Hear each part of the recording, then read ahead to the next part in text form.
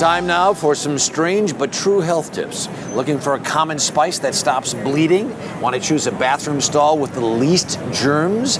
Men's Health Magazine senior editor Matt Bean is here to share some wacky info that could change your life. Matt, always a pleasure. Good to see you, man. Likewise. All right, terrific.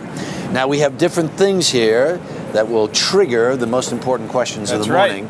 And at first, we're looking at toilet paper. Toilet paper, that's right. We're going to talk about the safest stall in the bathroom, in a public restroom. I don't know who wouldn't want to know what the safest stall is, but let me tell you this. After we tell the entire country, it's not going to be the safest stall anymore, so you might need to readjust your strategy. But a study of 51 public bathrooms showed that the first stall in not only has more toilet paper, but also has fewer germs in it, and they think that's because people want more privacy, so they go to the middle stall, which was also shown to be the dirtiest stall in the bathroom. So, isn't that's news you can use? First stall! Yeah, first stall. You guys go nuts! Yeah! There you go. So, that is a problem though, because if people hear this, and if word spreads, secret's out. People will be going to the first stall. So maybe what you should do, as you're thinking, let it sink in for a week or two, and go to the middle, because the first will become the middle will become the first. Strategery. I think that's part of the deal. All right. Why do I need honey? To a more palatable subject, let's get the toilet paper out of the way here.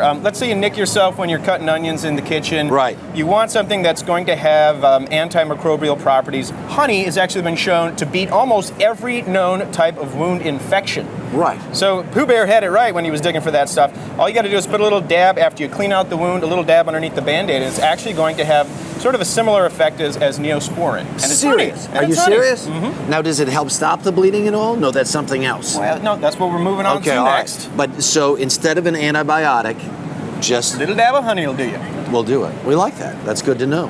All right. It's a sweet tip. Oh, it's the pepper that does it, That's right. Another thing you can do right after you wash out the wound is sprinkle a little bit of pepper. I've been juggling my Jinsu knives, right? And all of a sudden, I'm covered with cuts. Pull the knife out of the middle of your hand. Right. And say something like, I ain't got time to bleed. Here, put your hand down and immediately then sprinkle a little bit of pepper on it. Now, you this. think that pepper's probably going to sting, right? Because pepper's hot, it's spicy. It doesn't. It actually has analgesic. Look at that. That's delicious. But yeah, pepper will actually help stop the pain in the wound.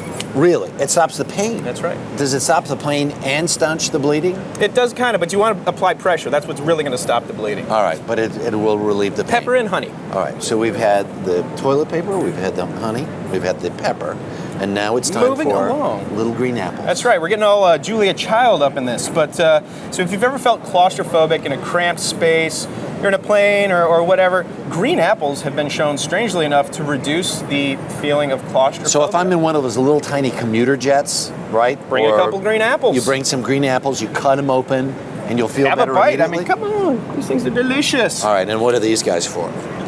So last but not least, wait, one more tip with this. Yeah. If you're selling your home and you want to make your living room look bigger or something, put a basket of green apples out. It might just help. Oh, okay. And last but not least, I'm still eating my green apples here. Right. I'm not ready for the ice. We got pepper on the onion. That's right. Okay. What does this do? If you got a fever, anything up to 102 degrees, just drink a lot of fluids. You'll be all right. If it's over 102 degrees, if it's way over, go see your doctor. But putting an ice pack in your armpit or your groin. Here, can we get a volunteer? I don't know if anybody wants to try this tip. Can actually help reduce the fever faster than if you put it on your head or another one of those places. And that's because your body has temperature sensors in those sensitive zones that are going to help reduce the fever faster. Matt Bean, always a pleasure.